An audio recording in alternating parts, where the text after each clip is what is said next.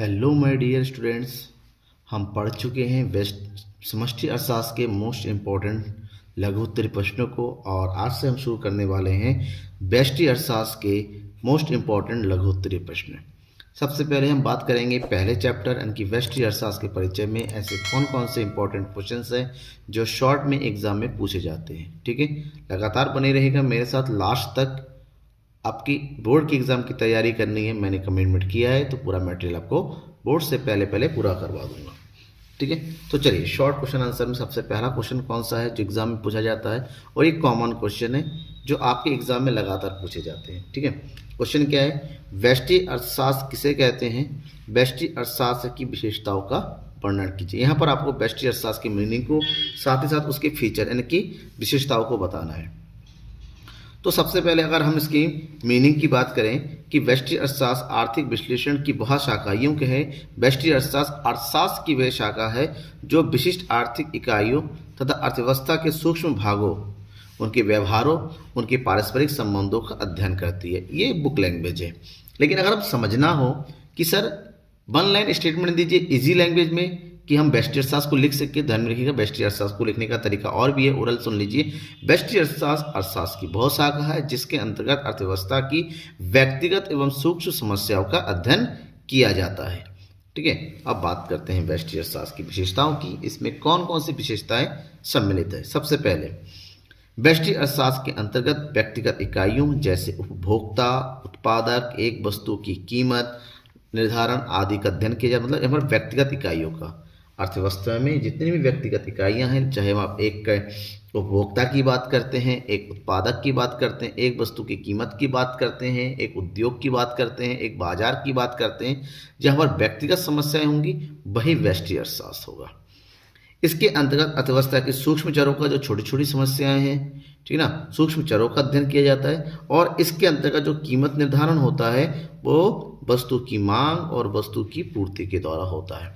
तो ये complete answer होगा शॉर्ट में। ठीक है ना, समझ में आ गया क्वेश्चन का आंसर।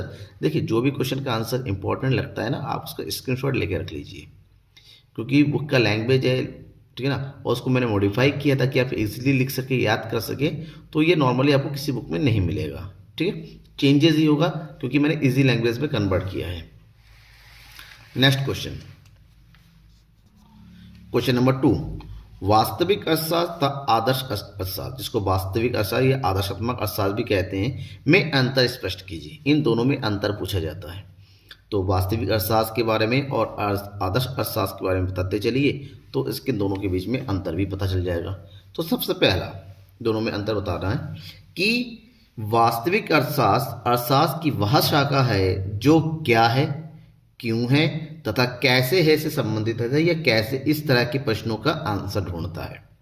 जबकि आदर्श अर्थशास्त्र अर्थशास्त्र की एक ऐसी शाखा है जो क्या होना चाहिए से संबंधित है। मतलब अर्थव्यवस्था में क्या एक्चुअली में होना चाहिए की बात करता है। पॉइंट नंबर 2, यह तथ्यों पर आधारित है एवं सुझाव देने वाला नहीं है। मतलब यहाँ पर फैक्ट की बात होती है कि अगर ऐसा है तो क्यों है, क्या है और ये कैसे हुआ, यहाँ पर रीज़न की बात की जाती है, यहाँ पर एक्चुअल फैक्ट की बात की जाती है। जबकि आदर्श अर्थशास्त्र के अंतर्गत यहाँ पर जो समस्या हो, समस्याओं का सुझाव दिया जाता है, सजेशन दिया जाता है। मतलब क्या होना चाहिए, ऐसा नहीं ऐसा होना चाहिए, यहाँ पर एक्चुअल में सजेशन की बात होती है। और आदर्श अर्थशास्त्र जो है, जो अर्थशास्त्री होते हैं, जो विद्वान होते हैं, उनके विचारों के थ्रू व्यक्त होता है।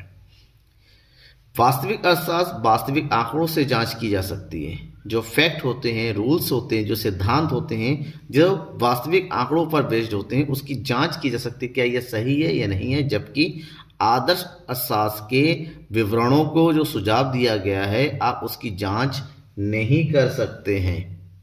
ठीक है, वास्तविक अर्थशास्त्र इसका उद्देश्य आर्थिक गतिविधियों की वास्तविक व्याख्या करना है कि आर्थिक गतिविधियां किस प्रकार से होती है, क्या है, कौन सी होती है, क्यों होती है। जबकि इसका उद्देश्य आदर्श निर्धारित करना है कि जो गतिविधियां हो रही हैं वो कैसी होनी चाहिए। ठीक है, जबकि फिफ्थ पॉइंट की बात करते एग्जाम्पल दे दीजिए आप। एग्जाम्पल में लिखिए भारतीय वास्तविक अर्थशास्त्र के अध्ययन, जैसे अगर कहा जाता है भारतीय अर्थव्यवस्था के आय वितरण की असमानता, भारत में आय की वितरण की असमानता पाई जाती है। अब फैक्ट देंगे, कुछ लोग बहुत अमीर, कुछ लोग बहुत गरीब है। जबकि आदर्श अर्थशास्त्र ये कहता है अर्थशास्त्र कि अर्थव्यवस्था में असमानताएं कम की जानी चाहिए। ठीक है ना, यहाँ पर क्या होना चाहिए इस बात की, और यहाँ पर क्या है उस बात की। ठीक है ना, तो ये कंप्लीट आंसर हो गया। क्वेश्चन नंबर थर्ड, व्यष्टि अर्थशास्त्र के महत्वों को लिखिए। व्यष्टि अर्थशास्त्र का क्या महत्व है, या फिर यूँ कहें व्यष्टि अर्थशास्त्र के जो सिग्निफिकेंस जो होते हैं, ठीक है ना, उसके बारे में बताना है। तो व्यष्टि अर्थशास्त्र के महत्व की बात करें या प्रयोग की बात करें तो समझिए, व्यष्टि अर्थशास्त्र के प्रमुख महत्व हैं यहाँ पर। जैसे अर्थशास्त्र की कार्य प्रणाली को समझता है। व्यष्टि अर्थशास्त्र को अगर हम पढ़ते हैं तो अर्थशास्त्र की कार्य प्रणाली, इसकी विषय वस्तु क्या है, इनके बारे में पता चल जाता है।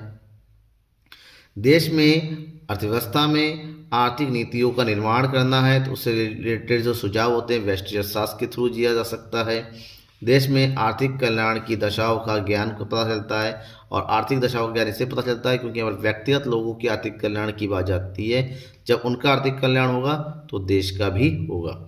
व्यावसायिक फर्मों द्वारा व्यष्टि अर्थशास्त्र का प्रयोग प्रबंध संबंधी निर्णय लेने के लिए किया जाता है। जो बिजनेस है, जो ट्रेडिंग होते हैं, बिजनेसमैन होते हैं, वो अपने जितने भी जो है बिजनेस के जो मैनेजमेंट से रिलेटेड डिसीजन है वो व्यष्टि अर्थशास्त्र के प्रयोग से करते, उसके अध्ययन की बात करते हैं। अंतर्राष्ट्रीय व्यापार की समस्याओं का अध्ययन व्यष्टि अर्थशास्त्र में के थ्रू किया जा सकता है, जिसमें व्यष्टि अर्थशास्त्र बहुत सहायता प्रदान करता है। ठीक है, तो इसके कुछ महत्व होते हैं। Next question number 4। Question number 4 है व्यष्टि अर्थशास्त्र के प्रमुख दोषों को लिखिए। व्यष्टि अर्थशास्त्र के प्रमुख दोष कौन कौन से हैं बताने। दोष कहे या फिर यूँ कहे एग्जाम में लिखा जा सकता है व्यष्टि अर्थशास्त्र की प्रमुख सीमाओं के बारे में बताइए। मतलब व्यष्टि अर्थशास्त्र में क्या नहीं हो सकता, लिमिटेशंस इसको बोलते हैं, लिमिटेशंस ऑफ माइक्रो इकोनॉमिक्स। ठीक है, तो प्रमुख दोषों की बात करें, कुछ प्रमुख दोष इस तरह से हैं। अर्थव्यवस्था के केवल व्यक्तिगत समस्याओं का अध्ययन है, समष्टिगत समस्याओं की अवहेलना होती है। मतलब ये एक ऐसा अध्ययन होता है जहाँ पर अर्थव्यवस्था की जो व्यक्तिगत समस्याएं हैं उन्हीं के बारे में पढ़ा जाता है, जबकि अर्थव्यवस्था में जो व्यष्टिगत समस्याएं हैं उनके बारे में यहाँ पर कोई अध्ययन नहीं किया जाता है। व्यष्टि अर्थशास्त्र अवास्तविक मान्यताओं पर आधारित है, जैसे पूर्ण रोजगार, अपूर्ण प्रतियोगिता, पूर्ण प्रतियोगिता जैसे, जो कि वास्तविक रूप से अर्थव्यवस्था में विद्यमान ही नहीं है। ठीक है ना। नेक्स्ट, सामूहिक समस्याओं के लिए अनुपयुक्त। इसकी व्यष्टि अर्थशास्त्र में सामूहिक समस्याओं का अध्ययन नहीं किया जा सकता है, और व्यष्टि अर्थशास्त्र उसके लिए जो है किसी प्रकार की सहायता नहीं कर सकता है। व्यष्टि अर्थशास्त्र निकाले गए निष्कर्ष संपूर्ण अर्थव्यवस्था की दृष्टि से सही नहीं होते, क्योंकि एक व्यक्ति से जुड़ा और एक व्यक्ति का हित संपूर्ण जो है अर्थव्यवस्था के हित से जुड़ा हुआ नहीं हो सकता। ठीक है, ये इसके कुछ प्रमुख दोष है। Right, next question. Question number 5, अर्थव्यवस्था क्या है? इकोनॉमी किसे कहते हैं? What do mean by economy? तो नॉर्मल लैंग्वेज में इकोनॉमी का मतलब होता है ऐसा क्षेत्र जहां पर अर्थव्यवस्था की समस्त आर्थिक गतिविधियों को पूर्ण किया जाता है। ठीक है, अब थोड़ा हम लिखने की लैंग्वेज समझते हैं। अर्थव्यवस्था उस ढांचे या संरचना को कहते हैं जो उत्पादन के साधनों का प्रयोग करके मानवीय आवश्यकताओं की पूर्ति के लिए बनाया जाता है। अर्थव्यवस्था का कार्य उत्पादन, उपभोग, विनिमय, वितरण इत्यादि के विभिन्न आर्थिक क्रियाओं को इस ढंग से संगठित करना होता है कि उसके फलस्वरूप समाज के विभिन्न वर्गों को अपनी अपनी जीविका साधन उपलब्ध हो सके। मतलब एक ऐसा क्षेत्र जहां पर रहने वाले सभी व्यक्ति किसी न किसी प्रकार से आर्थिक क्रियाओं में संलग्न होकर आर्थिक प्रतिभाग करके अपने जीवन यापन के साधन ढूंढ लेता है। ऐसे में अर्थव्यवस्था एक ऐसी व्यवस्था, एक सिस्टम है जहां पर रहने वाले व्यक्ति अपनी आजीविका को कमाते हैं, अर्न करते हैं। ठीक है, मतलब एक ऐसा क्षेत्र है, देश के अंतर्गत एक ऐसा क्षेत्र है जहां पर लोग रहते हैं और अपने जीवन को जीने के लिए जो जरूरी काम है उन काम को पूरा करते हैं और वहां से एक आय की प्राप्ति करते हैं। उस क्षेत्र को अर्थव्यवस्था के नाम से जाना जाता है। Okay, next question number 6 most important question है, ध्यान में रखिएगा, ये बहुत ही ज़्यादा एग्जाम में पूछा जाता है। इसी तरह से मोस्ट इंपॉर्टेंट क्वेश्चंस की पूरी सीरीज आपको लगातार मिलती रहेगी। अभी तो लघु उत्तरीय है, इसके बाद मैं अति लघु उत्तरीय प्रश्नों की सीरीज शुरू करूंगा। इसका मतलब आपको कंटेंट लगातार मिलता रहेगा। शर्त इतनी है, आपको चैनल को सब्सक्राइब करके रखना है, ठीक है ना। इस चैनल इस वीडियो के डिस्क्रिप्शन में जाइए, देखिए वहाँ पर ग्रुप का लिंक दे रखा है, व्हाट्सएप ग्रुप का। व्हाट्सएप ग्रुप के साथ जुड़ जाइए। आप अपने डाउट्स को ग्रुप में शेयर कर सकते हैं, अपने इंपॉर्टेंट क्वेश्चन को शेयर कर सकते हैं जिसके सॉल्यूशन आपको पाना है, ठीक है। तो आर्थिक समस्या, नेक्स्ट क्वेश्चन है, आर्थिक समस्या क्या है? आर्थिक समस्या के उत्पन्न होने के प्रमुख कारणों को लिखिए। तो नॉर्मली एक लाइन में समझते हैं। पहले आर्थिक समस्या, किसी भी अर्थव्यवस्था में साधन सीमित और उनकी आवश्यकता असीमित होती है। तो असीमित आवश्यकता को पूर्ण करने के लिए सीमित साधनों के विकल्पों में से सर्वश्रेष्ठ विकल्प का चुनाव करना पड़ता है, जिसे आर्थिक समस्या के नाम से जानते हैं। अब इसको लिखने के कैसे, देखिए। लिखने के लिए थोड़ा मान लो क्वेश्चन जोड़ा 3 नंबर में 4 नंबर में आ गया तो थोड़ा तो लिखना ही पड़ेगा। 1 लाइन में आ गया तो 1 लाइन स्टेटमेंट दे दीजिए, कोई फर्क नहीं पड़ता। लेकिन 3-4 नंबर में आ गया या 5 नंबर में आ गया तो कैसे लिखेंगे? आंसर है, अर्थव्यवस्था में लोगों की आवश्यकताएं सीमित होती है तथा साधन, ठीक, आवश्यकता, सॉरी मैंने उल्टा बोल दिया। अर्थव्यवस्था में लोगों की आवश्यकताएं असीमित होती हैं तथा साधन सीमित होते हैं। सीमित साधनों के विभिन्न विकल्प होते हैं जिनका अलग अलग प्रयोग किया जा सकता है, जिनमें से सर्वश्रेष्ठ विकल्प का चयन करना होता है जिससे लोगों की आवश्यकताओं की पूर्ति हो। और जब लोगों की जो चयन करना होता है आवश्यकताओं की पूर्ति के लिए, तो उसे चयन की समस्या कहते हैं। अर्थव्यवस्था में इसे ही आर्थिक समस्या के नाम से जानते हैं कि चुनाव की समस्या ही आर्थिक समस्या है। अब बात यह है कि आर्थिक समस्या उत्पन्न क्यों होती है, उसके कुछ प्रमुख कारण हैं। आर्थिक समस्याओं के उत्पन्न होने के सबसे पहला कारण तो यह है कि लोगों की आवश्यकता असीमित होती है जिसको कभी पूरा नहीं कर सकता। आप एक चीज़ को पूरा कीजिए, नई जरूरत पूरी पैदा आ जाएगी।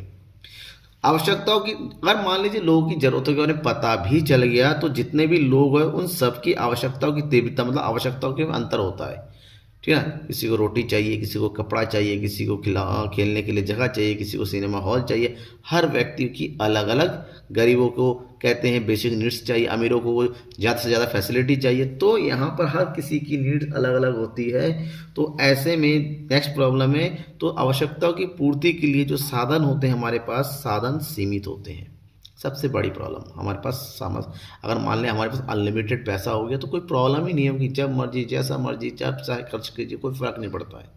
तो नेक्स्ट है, जो भी सीमित साधन होते हैं उन सीमित साधनों का वैकल्पिक प्रयोग होता है। प्रॉब्लम यहीं पर है कि हम साधनों के वैकल्पिक प्रयोग कर सकते हैं, और ये जो वैकल्पिक प्रयोग है उसमें से हमें सर्वश्रेष्ठ विकल्प का चुनाव करना होता है ताकि अधिकतम आवश्यकताओं की पूर्ति किया जा सके, राइट। ये आर्थिक समस्या होती है।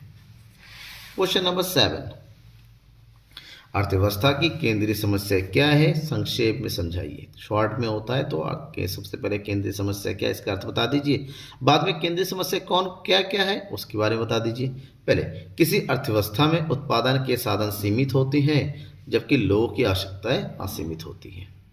सरकार के सामने यह समस्या उत्पन्न हो जाती है कि वो किन लोगों की किन आवश्यकता की पूर्ति पहले करे। इसका मतलब ये हुआ कि इससे संबंधित जो भी समस्या उत्पन्न होती है उन समस्या को हम केंद्रीय समस्या के नाम से जानते हैं।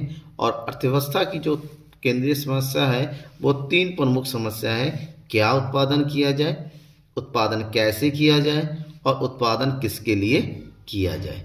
उत्पादन क्या किया जाए, वास्तव में यहाँ पर चुनाव की समस्या है कि सरकार सबसे पहले लोगों की किन आवश्यकताओं की पूर्ति करेगी।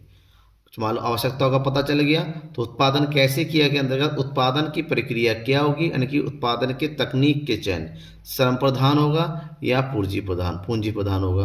अब उत्पादन की तकनीक का पता करने के बाद जो उत्पादन किया जाता है, लास्ट में आता है कि उत्पादन किसके लिए किया जाए, मतलब जो भी उत्पादन हमारे उनको समाज तक हम कैसे पहुंचाए तो सभी लोगों के बीच में उसका एक समान वितरण हो सके।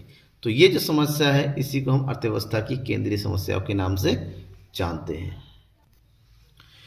क्वेश्चन नंबर 8, क्या उत्पादन किया जाए की समस्या का वर्णन कीजिए। मतलब क्या उत्पादन किया जाए, जो केंद्रीय समस्या का एक सबसे पहली समस्या है, इसके बारे में आपको बताना है। क्या उत्पादन किया जाए किसी भी अर्थव्यवस्था की सबसे पहली समस्या होती है जो वास्तव में चयन की समस्या है, क्योंकि इसके अंतर्गत सर्वप्रथम यह पता लगाया जाता है कि लोगों की किन आवश्यकताओं की सबसे पहले पूर्ति की जानी चाहिए। मतलब एक ऐसी समस्या है, इसके अंतर्गत लोगों की किन समस्याओं को, किन आवश्यकताओं को पहले पूरा किया जा सके, इस बात का चयन करना पड़ता है, क्योंकि हम हर आवश्यकताओं की पूर्ति नहीं कर सकते।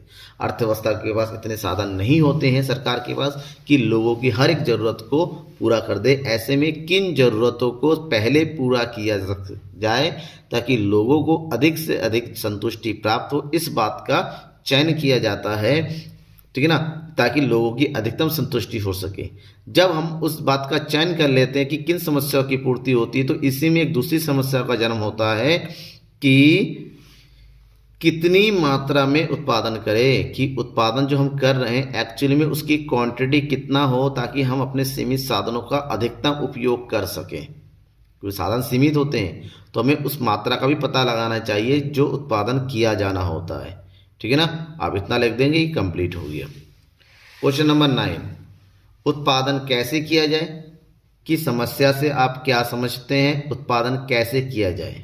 हाउ टू प्रोड्यूस, प्रॉब्लम क्या है, उत्पादन कैसे किया जाए, यह अर्थव्यवस्था की दूसरी केंद्रीय समस्या है और वास्तव में यह तकनीक के चयन की समस्या है, क्योंकि इसके अंतर्गत इस तकनीक का चुनाव किया जाना है कि उत्पादन को किस प्रकार से पूरा किया जा सके, जो कि हमने पहले प्रश्न में ढूंढा था। अब उत्पादन की दो प्रमुख तकनीक होते हैं, श्रम प्रधान और पूंजी प्रधान। श्रम प्रधान तकनीक ऐसी तकनीक होती हैं जिससे स्वरोजगार की उत्पत्ति होती है, लोगों में रोजगार बढ़ता है, जबकि पूंजी प्रधान में पूंजी की आवश्यकता होती है लेकिन उत्पादन में वृद्धि होती है। मतलब ये समझना होता है कि अगर किसी वस्तु का उत्पादन हो, जैसे कपड़े का, तो वो हथकरघा से होगा या फिर मशीन से, और डिपेंड ये करता है अर्थव्यवस्था की आवश्यकता क्या है। अर्थव्यवस्था को सस्ते से सस्ता उत्पादन चाहिए या फिर जल्दी उत्पादन चाहिए, उसी आधार पर निर्णय लेना होता है कि श्रम प्रधान का प्रयोग किया जा सके या फिर पूंजी प्रधान का उत्पादन किया सके, ताकि अर्थव्यवस्था में कुशलतम तकनीक का प्रयोग किया जाए, ठीक है ना। ये सेकंड क्वेश्चन हो गया। क्वेश्चन नंबर 9, किसके लिए उत्पादन करें की समस्या को समझाइए। किसके लिए, टू हुम टू प्रोड्यूस। अब एक्चुअली में ये जो समस्या है वितरण की समस्या से है। आपने पहले प्रश्न में पता कर लिया कि क्या प्रोडक्शन करना है, दूसरे क्वेश्चन में पता कर लिया प्रोडक्शन कैसे करना है, अब प्रोडक्शन कर भी लिया। अब जो भी प्रोडक्शन हमारे पास आया है वो किसके लिए हुआ है, मतलब साफ है कि उसको हम लोगों तक कैसे पहुंचाए। तो समझिए क्या और कैसे की समस्या के हल होने के बाद ये समस्या उत्पन्न होती है कि इन वस्तुओं का उत्पादन सीमित है और निर्णय लिया जाता है कि किसके लिए उत्पादन किया जा रहा है, अर्थात समाज के सदस्यों को, यानी समाज के नागरिकों को, रहने वाले जो लोग हैं उनमें राष्ट्रीय आय का वितरण किस तरह से किया जाए, जो उत्पादन हुआ है वो लोगों तक कैसे पहुंचाए। किसी को अनाज चाहिए, ज़्यादा से ज़्यादा नीड चाहिए गरीबों को, तो अनाज कैसे पहुंचाते सस्ते से सस्ते रेट पर, ताकि उनकी बेसिक नीड की पूर्ति किया जा सके। मतलब क्या, ये वितरण की समस्या है, बांटना है, मार्केटिंग जिसको बोल सकते, डिस्ट्रीब्यूशन, अर्थात उत्पादन का समाज के विभिन्न व्यक्तियों तथा परिवारों में किस प्रकार वितरण किया जा सकता है, इस बात का अध्ययन किया जाता है। जब इस बात का अध्ययन किया जाता है तो अर्थव्यवस्था स्मूथ वे में आगे बढ़ती रहती है, ठीक है। यहाँ तक किसी को कोई डाउट है तो बेझिझक आप कमेंट बॉक्स में अपने डाउट लिख के पूछ सकते हैं कि सर ये समझ में नहीं आया, दोबारा बताइए। आपको हर एक क्वेश्चन का एक्सप्लेनेशन होगा, ठीक है ना। नेक्स्ट क्वेश्चन है क्वेश्चन नंबर 11। एक दूसरा मोस्ट इंपॉर्टेंट क्वेश्चन, एक बताया था मैंने आर्थिक समस्या, एक बता रहा हूं मैं ये क्वेश्चन नंबर 11। क्या है question number 11?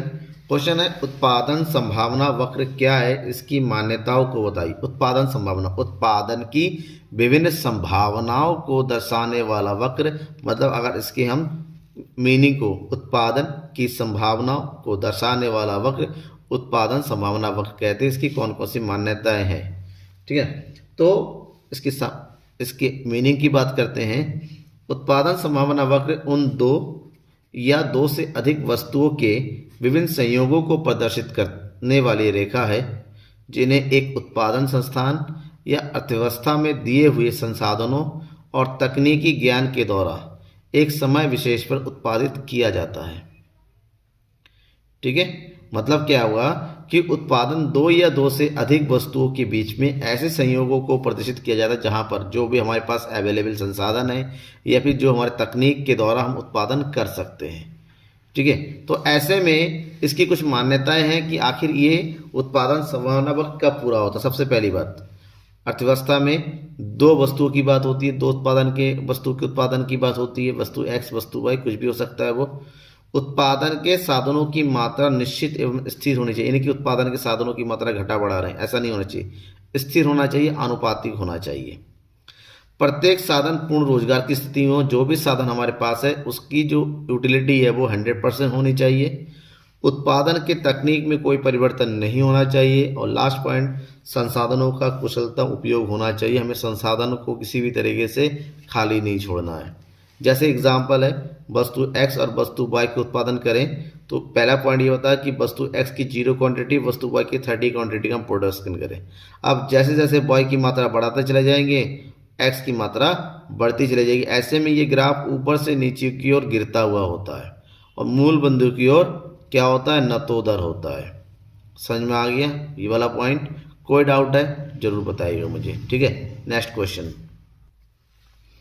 Next and last question है ये, ठीक है। इस आज की इस क्लास का लास्ट क्वेश्चन है, पहले वाले चैप्टर का ये लास्ट मोस्ट इंपॉर्टेंट क्वेश्चन है। और आपने देखा होगा ये क्वेश्चन भी एग्जाम में बहुत आता है। अवसर लागत क्या है, सचित्र समझाइए। चित्र के साथ अवसर लागत की जो अवधारणा है, जो मीनिंग है, उसको एक्सप्लेन करना है आपको। और अवसर लागत का मतलब होता है आप किसी भी वस्तु को उत्पादन करने जा रहे हैं तो साथ दूसरी वस्तु का जो उत्पादन करना है उसकी मात्रा को कम करना पड़ेगा, क्योंकि हमारे पास साधन सीमित है।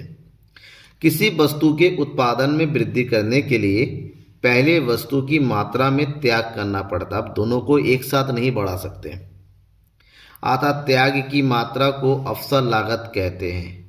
प्रोफेसर वेनहम के अनुसार अवसर लागत क्या है? किसी वस्तु के अवसर लागत वह दूसरा सर्वश्रेष्ठ विकल्प है जिनका उन्हीं साधनों या उनके समान उतनी ही मौद्रिक लागत के साधनों के समूह से उसकी बजाय उत्पादन किया जा सकता है। मतलब पहले के उत्पादन करने के लिए जितनी लागत की जरूरत पड़ती है, सेम लागत में अगर दूसरे वस्तु की उत्पादन करते हैं मात्रा को, तो उस मात्रा को हम क्या बोलते हैं, अवसर लागत कहते हैं। तो ऐसे में ये समझिए, पहले हम वस्तु वाई की 15 यूनिट का प्रयोग कर रहे थे, हम वस्तु वाई एक्स का उत्पादन करना है, क्योंकि 15 यूनिट एक्स का उत्पादन कर देते वाई एक्स का केवल 0 कर सकते, कुछ नहीं कर सकते। अब जैसे हम एक्स की 1 यूनिट बढ़ाना चाहते हैं तो वाई की 1 यूनिट को घटाना पड़ेगा। एक्स की 1 और यूनिट बढ़ानी है तो वाई की 2 यूनिट घटानी पड़ेगी। ऐसे में एक में अगर वृद्धि करने जाएंगे तो दूसरे की मात्रा में भी कमी होगी, तो दूसरों की मात्रा में होने वाली कमी को ही हम अवसर लागत के नाम से जानते हैं। अब इसको रिप्रेजेंट कीजिए तो ए और बी को देखेंगे तो ये जो गैप आएगा बीच में, इस गैप को हम अवसर लागत के नाम से जान सकते हैं, जिसको इंग्लिश में बोलते हैं अपॉर्चुनिटी कॉस्ट, ठीक है। तो ये वो क्वेश्चन है जो आपके एग्जाम में सबसे ज़्यादा पूछे जाते हैं, मोस्ट इंपॉर्टेंट क्वेश्चन है। तो जरूर बताइएगा आपकी आज का क्लास आपको कैसा लगा, क्या ये सारे क्वेश्चन आपके लिए यूजफुल है या नहीं है। ये भी जरूर बताइए कि कोई क्वेश्चन छूट गया जो आपके लिए इंपॉर्टेंट था, आपके एग्जाम में आया हुआ है लेकिन मैंने बताया नहीं। तो ऐसे क्वेश्चन को मुझ तक पहुंचाइए, सॉल्यूशन अगर पाना है आपको, ठीक है। Thank you everyone, good evening, bye, खुश रहिए, हंसते रहिए और एग्जाम की तैयारी करते रहिए।